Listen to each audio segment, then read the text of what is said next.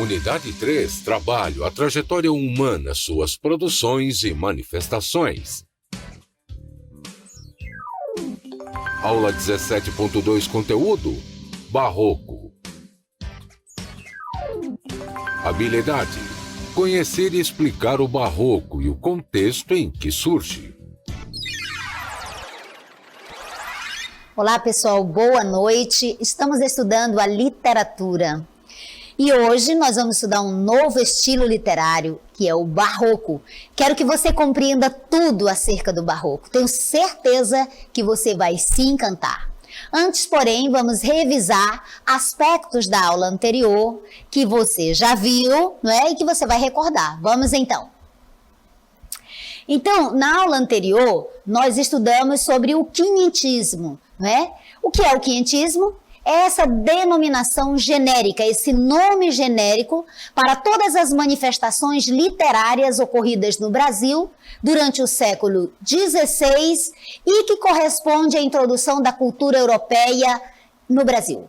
Então, quinhentismo é o nome genérico, né, que abarca, que compreende tudo que foi produzido no Brasil durante o século XVI e equivale à introdução da cultura europeia em terras brasileiras.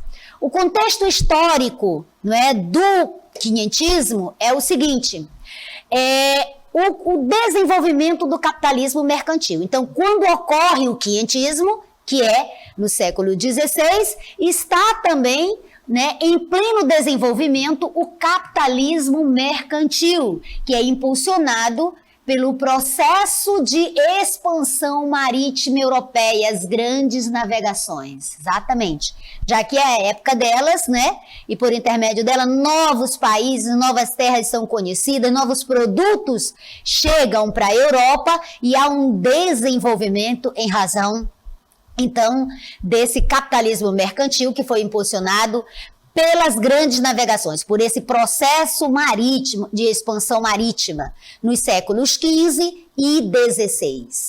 Então, nós temos duas modalidades no quinhentismo, duas modalidades de literatura. Nós temos a literatura de viagem, que é a literatura de informação, e nós temos a literatura de catequese, que é a literatura que vai trazer, né, a fé católica para implantar, não só no Brasil, mas também em outras colônias de Portugal. Então, essa literatura de viagem, não é a literatura de informação, é a literatura que vai relatar, né, que vai documentar tecnicamente todos os aspectos das novas terras descobertas. Aspectos esses que são geográficos, políticos e culturais, né, das novas terras recém-descobertas. E a literatura de viagem é uma das vertentes, nós temos duas, que é também a literatura de catequese.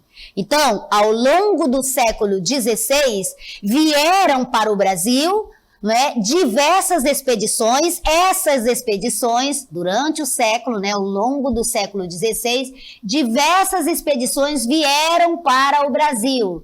Elas foram enviadas para as terras brasileiras. E eles tinham uma missão. Esses viajantes, eles tinham uma missão. Qual era? Nessas missões que eles tinham: descrever a terra e o povo nativo, catalogar as espécies encontradas aqui da fauna e da flora, identificar os possíveis interesses econômicos para a coroa portuguesa, ou seja, aquilo que o Brasil tinha a oferecer, né? A colônia que o Brasil, na época, a terra de Veracruz, tinha para oferecer a Portugal. Muito bem, agora que revisamos então a nossa aula, o nosso conteúdo anterior, vamos desafiar você. Vamos lá?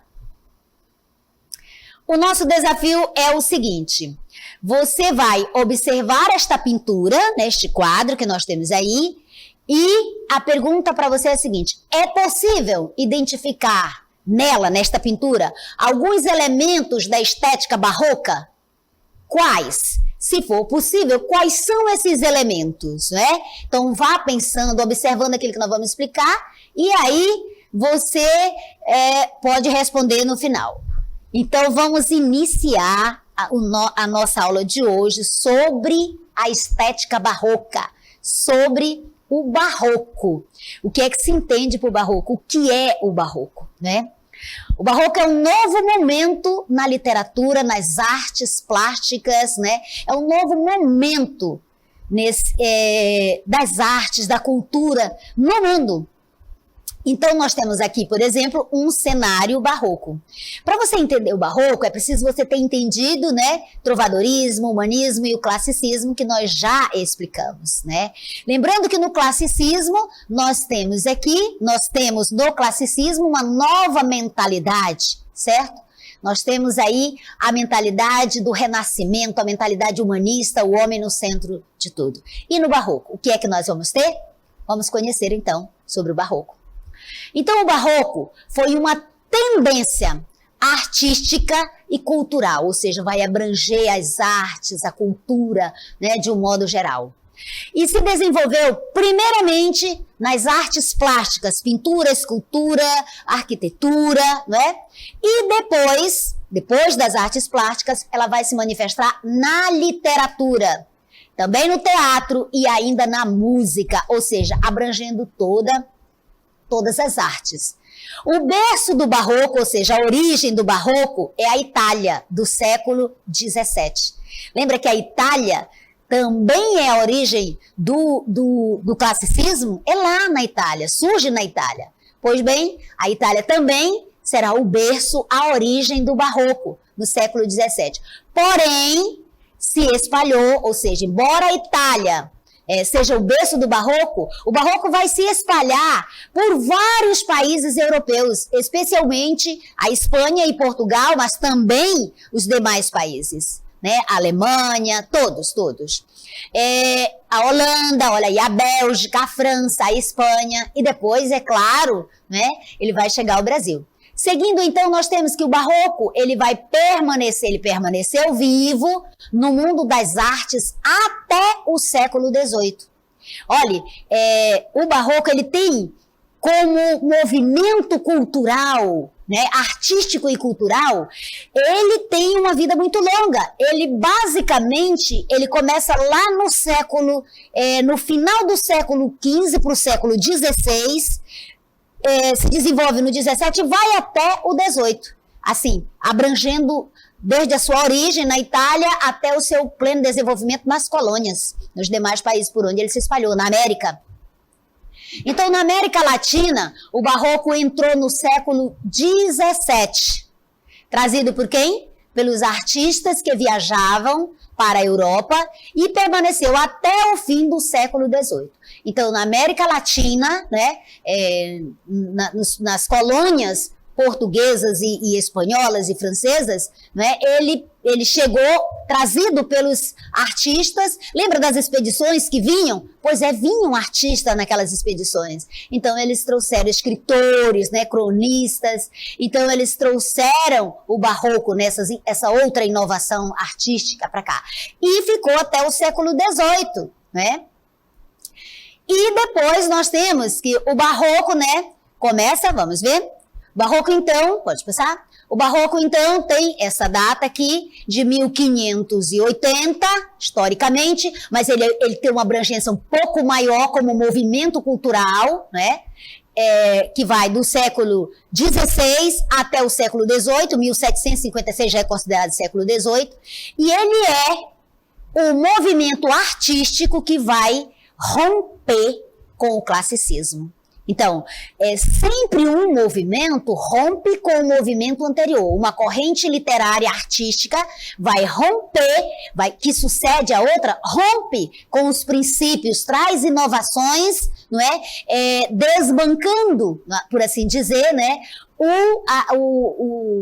A corrente literária anterior. Então, o barroco é esta corrente literária, não é? Essa nova expressão artística e cultural que vai romper com o classicismo e vai estabelecer novos parâmetros estéticos. Você lembra quais são os parâmetros estéticos do classicismo? Pois o barroco vem e impõe novos, completamente diferentes. Sim, são diferentes, mas tem ainda alguma coisa do classicismo. Duvido você saber o que é. Ah, sabe? Isso mesmo. Tem o humanismo aí, temos esse pensamento ainda, né, do renascimento, esse pensamento humanista, essa perspectiva humanista que ainda vem. E aí você vai compreender o barroco, essa mescla, essa harmonia na dissonância. Então, gente, as obras dos artistas barrocos europeus, elas vão valorizar o quê? Qual vai ser o foco? Lembra que no classicismo o foco do escritor clássico, né, do classicismo, era o ser humano e suas realizações? Pois bem, no barroco, o que é que nós temos? Eles vão valorizar o quê? As cores, isso nas artes plásticas, as sombras e a luz, porque é o contraste, né? Isso tem a ver com o mundo material e o mundo espiritual. Então, e representa esses contrastes. Então, eles valorizam isso nas artes plásticas. As imagens são tão centralizadas quanto as renascentistas e apresentam de forma dinâmica, valorizando o movimento, a sinuosidade. Né? Enquanto no classicismo você tem sobriedade, você tem equilíbrio, você tem seriedade, você tem aquela harmonia do mundo greco-latino, né? Representado pelas retas, uma arquitetura diferente, uma pintura diferente, uma música diferente, uma literatura diferente. Aqui no barroco nós temos não mais a sobriedade, não mais a serenidade. Aqui nós temos movimento, nós temos sentimento, nós temos os contrastes, os opostos, tentando uma conciliação, né? Então, seguindo, nós vamos ver quais são os principais temas, né? Os principais temas são a mitologia, passagens bíblicas. Por que mitologia, professora? Lembra que nós ainda temos alguns elementos. Embora o barroco rompa, né, com o paradigma anterior, que era o classicismo, mas ainda permanece algum elemento do classicismo aqui, que vai ser exatamente a visão humanista, também vai ter aqui um elemento do humanismo no movimento barroco. Então, essa mitologia, ainda temos alguns elementos da mitologia, temos as passagens da Bíblia, lembra? Esse aqui é o novo por assim dizer, porque resgatam-se valores teocêntricos, né, da Idade Média. Então, passagem da Bíblia e a história da humanidade. Muito bem, esses são os principais temas que nós vamos encontrar no barroco. As cenas retratadas nesse contexto barroco, as cenas retratadas tanto nas artes plásticas, quanto na música, quanto na literatura, elas costumam ser sobre a vida da nobreza, professora nobreza, sim, sobre a vida da nobreza, o cotidiano da burguesia, né? Naturezas mortas, entre outros temas. Então, eles vão retratar nas artes plásticas isso aqui. Muitos artistas barrocos, eles vão se dedicar a decorar igrejas com esculturas, artes plásticas, né? Esculturas e pinturas, utilizando a técnica da perspectiva. Como assim? Do claro e do escuro, né? Da projeção, do destaque e da tentativa de unir esses opostos. Porque esses opostos vão representar o material e o espiritual. Então, o barroco, quando você pensar no barroco, pense no barroco como sendo a arte da contra-reforma. Da contra-reforma católica, né? Você sabe que tivemos a reforma, e é um movimento muito importante, quase 3 décadas, isso em 1517, a reforma protestante, mas quase 3 décadas depois, em 1545, temos o Concílio de Trento, onde a Igreja Católica, né, faz esse movimento também extremamente importante, que é a contra-reforma católica. E o barroco está ligado à contra-reforma católica, diretamente ligado. Você pode associar, porque muitas das características do barroco, claro que se relacionam à religião católica. Muito bem. Então, agora vamos ver o barroco, Falamos até agora do barroco em termos europeus, né? Vamos ver especificamente agora o barroco em Portugal. Não podíamos deixar Portugal de fora, né, gente? Então, a literatura barroca chega a Portugal em um período marcado pelo quê? Por grandes tensões e mudanças. Quando o classicismo chega a Portugal, Portugal está no auge, né, das grandes navegações, riqueza, prosperidade, muitas mudanças em todos os aspectos, mas numa condição muito boa. Aqui, quando o barroco chega, as condições, o contexto é um pouquinho diferente. Nós temos tensões e mudanças. Portugal e Espanha, o porquê das tensões? Porque Portugal e Espanha tinham um único rei. Lembra que Portugal passou, não é, 40 anos sobre o domínio, isso você aprendeu história, da coroa espanhola. Por quê? Porque Dom Sebastião havia desaparecido, né? Então, com o desaparecimento de Dom Sebastião, que era o rei de Portugal, Filipe II, de onde é Filipe II? Da Espanha. Filipe II torna-se herdeiro do trono, né? E consolida a união da Península Ibérica, a união das duas coroas, a coroa espanhola e a coroa portuguesa. Então, é esse o momento em que Portugal está quando o barroco chega, né? Lembra que o barroco surge na Itália, mas quando ele chega a Portugal, Portugal está passando por esse momento de tensão, né? De muitas mudanças. Ele não tem mais Dom Sebastião, então, que era o rei de Portugal, ele desapareceu, ele sumiu num naufrágio e por conta disso, então, Portugal está submetida à coroa espanhola.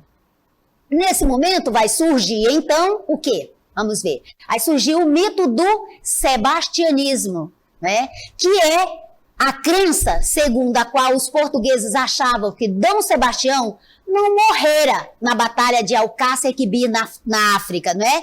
E ele voltaria em breve para retomar o trono português. Muito bem. Então, nesse momento, nós temos essa crendice, né? Essa crença aí no retorno de Dom Sebastião, que nunca vai retornar, obviamente.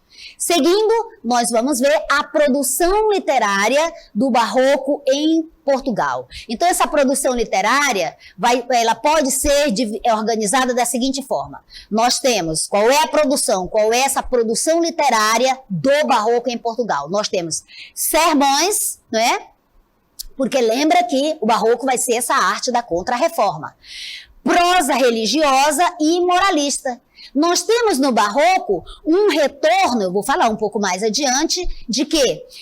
De valores teocêntricos e nós temos também valores renascentistas, valores humanistas, valores da modernidade. Há uma tentativa de conciliar estas duas visões que são diametralmente opostas, conflitantes, mas há uma tentativa dos escritores, né, dos artistas, da cultura de tentar conciliar. Daí esse movimento sinuoso, né, essa tensão que se estabelece, né, é a harmonia, mas da dissonância, no conflito, no oposto. E nós temos então o padre Antônio Vieira, o padre Manuel Bernardes, o padre Manuel de Melo, Maria Alcoforado, que é uma freira, né, que também escreve muito, produz muito prosa barroca, cartas, né, que ela vai escrever, um tipo de literatura que ela vai escrever. Então, esses aqui são os maiores expoentes, não é, dos sermões da prosa religiosa e moralística em Portugal. Temos ainda a poesia, a novela, representada pelo Francisco Manuel de Melo, que é um dos escritores barrocos português, e nós temos o teatro, representado por Antônio José da Silva e Francisco Manuel de Melo. Né? Então, nós temos uma diversidade de produção literária barroca em Portugal, né? Dos sermões ao teatro nós temos. Então, em Portugal, vamos conhecer um pouquinho, focar um pouco sobre a produção do padre Antônio Vieira. E é escrito assim mesmo, gente, com este acento, Antônio. Muito bem. Então, o padre Antônio Vieira, com este acento, 1608 a 1697, é a principal figura, o principal expoente, a principal expressão, o principal nome do barroco em Portugal, certo? Se nós temos no classicismo Camões como o maior expoente da estética classicista, não é? No barroco em Portugal, nós vamos ter quem? O padre Antônio Vieira. E olha que interessante, a obra dele vai pertencer tanto à literatura portuguesa, já que ele é o principal expoente, o principal nome, quanto à nossa, gente. Então, ele é importante em Portugal e aqui. Ele tem uma produção literária barroca em Portugal e aqui no Brasil também. Nós vamos, na próxima aula, trabalhar sobre isso. Muito bem. Seguindo, então, vamos falar um pouco da origem do barroco. Então, como movimento cultural e artístico, já falei isso para você, o barroco vai se estender do final do século XVI até o início do século XVIII. É bem extensa, é bem longa a vigência da corrente literária, artística e cultural do barroco. Começa na Itália, nós já vimos que ele surge na Itália e vai se expandir, vai alcançar vários países europeus e algumas de suas colônias, como o Brasil. Muito bem. Na Europa, como é que vai ser a atuação do barroco na Europa? Na Europa, enquanto o barroco se desenvolve, né, está acontecendo exatamente esse movimento importantíssimo que é a Contra-Reforma, já falei dela para você, liderada pela Igreja Católica.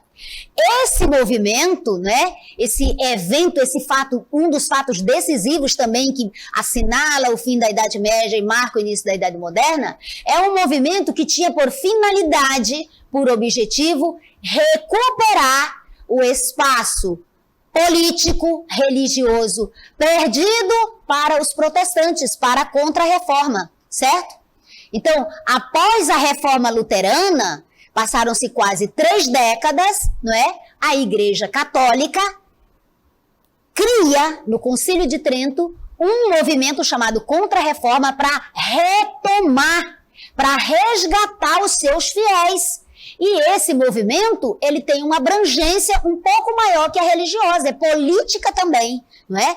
E não fica só na Europa, se estende para as colônias também, tanto as colônias portuguesas quanto as colônias espanholas. Nós temos, então, o braço armado da Contra-Reforma, que é a Companhia de Jesus, né? Os jesuítas vêm e eles têm um poder imenso de prender, confiscar os bens e até condenar à morte, condenar à fogueira os hereges, né? Aqueles que eles, depois de uma investigação ou uma denúncia, acharem que estão profanando a fé católica ou estão, sei lá, fazendo algum tipo de magia, de bruxaria. Qualquer pessoa poderia ser condenada pela Inquisição, pelo Tribunal da Santa Inquisição, certo? Então, o objetivo era exatamente esse, recuperar, né? Trazer de volta esse espaço que a Igreja Católica havia perdido com a Reforma Luterana. Por quê? Né? Temos tempo ainda? Em parte, em grande parte, se dá assim. Porque Martinho Lutero, quando prega aquelas 95 teses, né, entre elas dizendo que a salvação é mediante a fé, mediante uma vida consagrada a Jesus, que não é porque eu posso entregar meus bens e os meus pecados serem perdoados. A Igreja Católica estava sendo acusada de vender as indulgências, que era o perdão, para poder ganhar o reino de Deus, o reino dos céus, ganhar a salvação. Então, Lutero, gente, de modo muito simples, eu estou dizendo aqui, você já conhece isso, né? Lutero vai contra isso, não é? E, então, esse movimento se espalha, surge na Alemanha, mas se espalha de maneira tal que a Igreja Católica, até então, né, senhora da fé, perde muitos fiéis. E outro choque maior ainda acontece, ainda no desenvolvimento da Reforma Protestante, quando João Calvino, um francês, prega o seguinte, que a prosperidade econômica obtida por meio do trabalho era um favor divino. Aí foi que muitos católicos se converteram ao protestantismo, não é? E a burguesia abraçou o protestantismo. E aí nós temos todo esse desenvolvimento, não é? Do comércio mercantil, né? do desenvolvimento do capitalismo mercantil, quero dizer, e do comércio, não é? A burguesia, então, se apodera desta palavra de que a prosperidade, o lucro obtido por meio do trabalho, por intermédio do trabalho, era um favor divino. Não era aquilo, não era um pecado, não era uma coisa condenável, era algo positivo. Bom, e aí muitos fiéis também migram da Igreja Católica e vêm para a Igreja. A Igreja, então, faz esse movimento da Contra-Reforma. De tal forma, então, que a Contra-Reforma ficou conhecida, né, como essa reação ao movimento da Reforma Protestante. E significou, entre outras coisas, né, um grande impulso para a arte religiosa, daí o Barroco, utilizando a arte, não é, para trazer de volta, recuperar esse espaço. Interessada, então, em popularizar a tradição e os ensinamentos cristãos, católicos, apostólicos, romanos, a Igreja Católica patrocinou artistas e artesãos, lembra? Decoração das igrejas, pinturas, esculturas, não é? Olha esse altar, gente, olha essa riqueza de detalhes, né? Simbolizando o espiritual, a grandiosidade. Muito bem, então a Contra-Reforma, né, em todo esse movimento, vai multiplicar a produção dos ornamentos, né? Vai embelezar. E as imagens, né? Também as esculturas para a decoração dos templos, das catedrais, das igrejas, e irradiou, né? Desenvolveu, propagou essa tendência, a tendência barroca, estética barroca, por todos os diferentes lugares ao redor do mundo. Todas as colônias, todas as novas nações, a Europa como um todo e as demais colônias. Os principais temas do Barroco, vamos conhecê-los. Então, os principais temas ou temáticas, né, vão se desenvolver impulsionados exatamente por conflitos morais. Os prazeres humanos, condenados pelos valores religiosos, causam boa parte dos questionamentos presentes nas obras. O que é que você tem aqui? Olha, os temas, né, que os escritores vão utilizar, que os artistas plásticos vão utilizar, eles se desenvolvem, impulsionados exatamente por esses conflitos morais, por essa harmonia na dissonância, ou seja, por essa tentativa de unir razão, que é o aspecto humanista, renascentista, o aspecto moderno, com a fé resgatada do teocentrismo medieval. Então, há um conflito. O homem barroco é um homem em permanente angústia. Ele vive uma angústia existencial, porque ele quer aproveitar os prazeres terrenos, não é? Aquilo que o conhecimento, que a ciência proporcionou, que o comércio, que o desenvolvimento do comércio, das cidades proporciona, né? Toda essa prosperidade, o capital proporciona, porém, ele tem, né, o dilema moral do pecado, de como ele vai se atar com Deus. Então, é um homem angustiado, é um homem que vive, né, entre a fé, entre a razão e a fé, entre a fé e a razão, entre o material e o espiritual. Então, é isso. A igreja condena os valores, né, humanos, são como, por exemplo, a usura, alguns vícios, né, claro que são condenados pela igreja. E isso será a temática de muitas questões, de muitos escritos barrocos. Muito bem. E presente também nas artes plásticas, nas obras, esculturas, né? Pinturas. As características formais mais importantes do barroco, quais são? Vamos conhecê-las? Pessimismo, né? Então, o pessimismo é uma das características barrocas, lembre-se, né? Esse pessimismo é exatamente por conta desse conflito que ele vive, né? do que ele vive, desse conflito existencial. Desequilíbrio entre razão e emoção. Não há o equilíbrio, não há a sobriedade do classicismo, não. Aqui há um desequilíbrio entre a razão e a emoção, entre a razão e os sentimentos, né? Há um exagero, por um lado, das emoções ou da fé, né? E é isso. E o fusionismo, que vai exatamente ser a união, a tentativa de fundir, né? O quê? Fundir a razão e a fé, né? Razão e fé aqui se configura nesse fusionismo. O culto dos contrastes, o culto do contraste, do claro e escuro, do material com o espiritual, da razão com a emoção, da razão e da fé. O rebuscamento, gente, não é caracterizado pela sinuosidade, o exagero. O rebuscamento é o exagero. Note que esse rebuscamento, ele vai contra, né, a simplicidade, ao equilíbrio, né, do classicismo. Porque lembre-se que o barroco vai romper com o classicismo. Então, no barroco, nós temos, ao contrário do classicismo, o rebuscamento.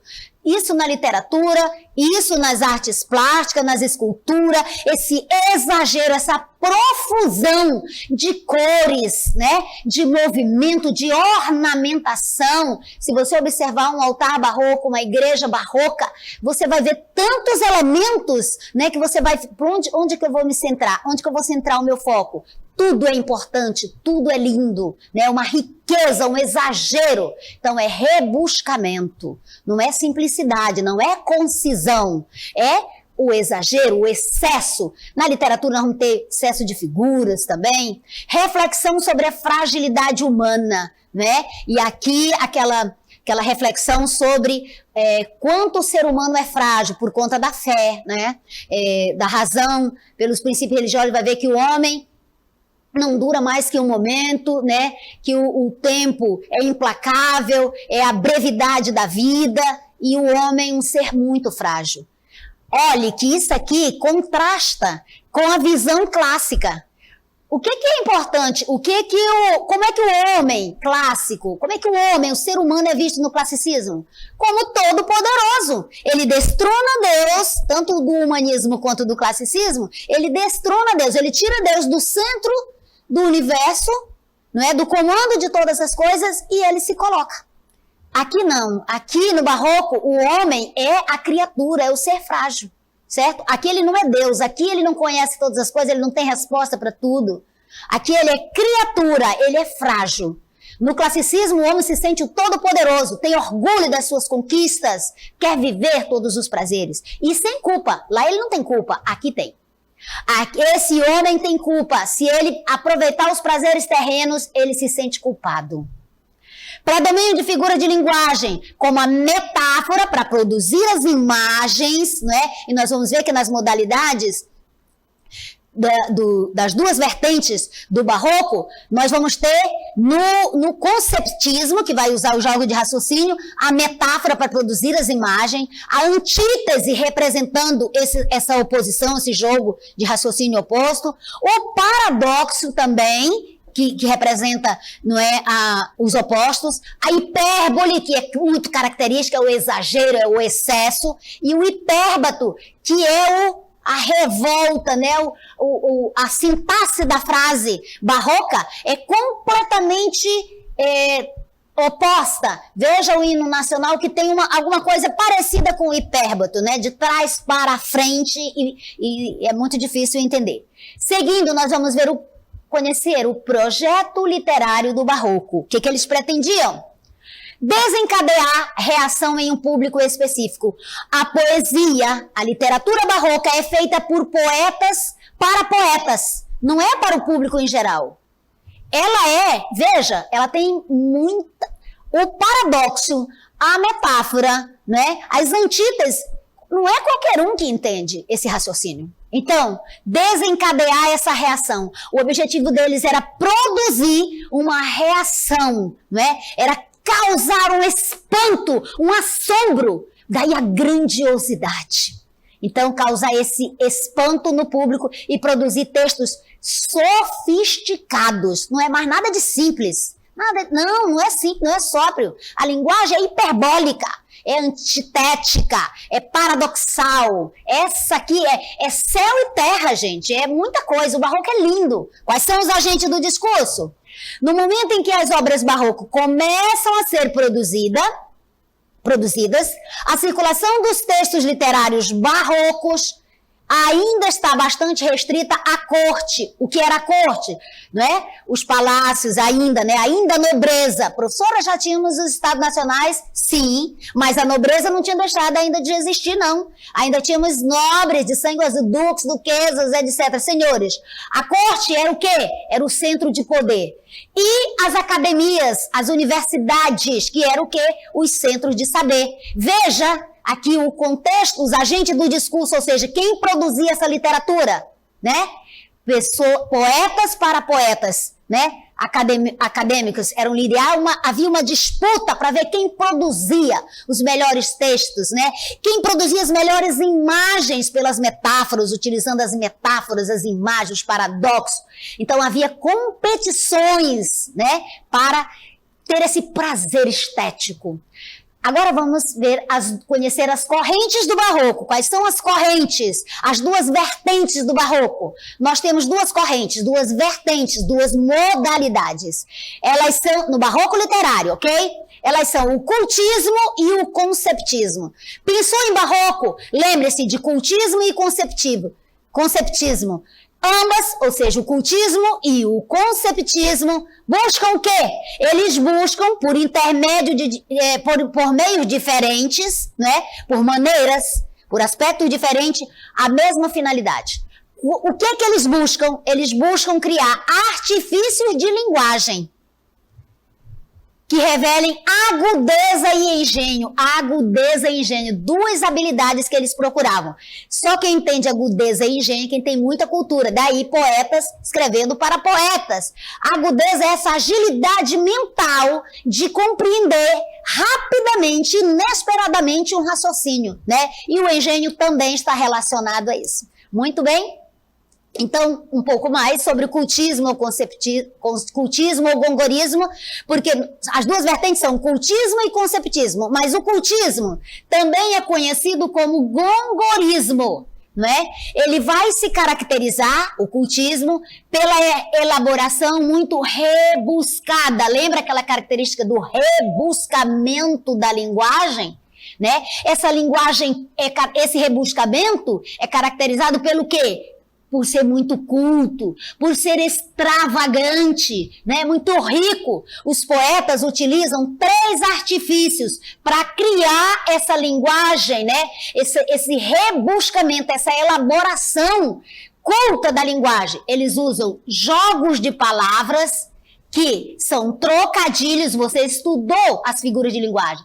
Trocadilhos, né? Você lembra quando você estudou aqui o trocadilho, né? Palavras semelhantes, tá? Mas não com o mesmo sentido. Sinonímia, antononímia, sinônimos e parônimos, sinônimos e antônimos, homonímias e perífrase. Você estudou perífrase? Estudou. Jogos de imagem é outro artifício que consiste no uso das figuras de linguagem. Todas elas. Nós temos figura de pensamento, figura de linguagem, figura de construção. Que são esses aqui, ó.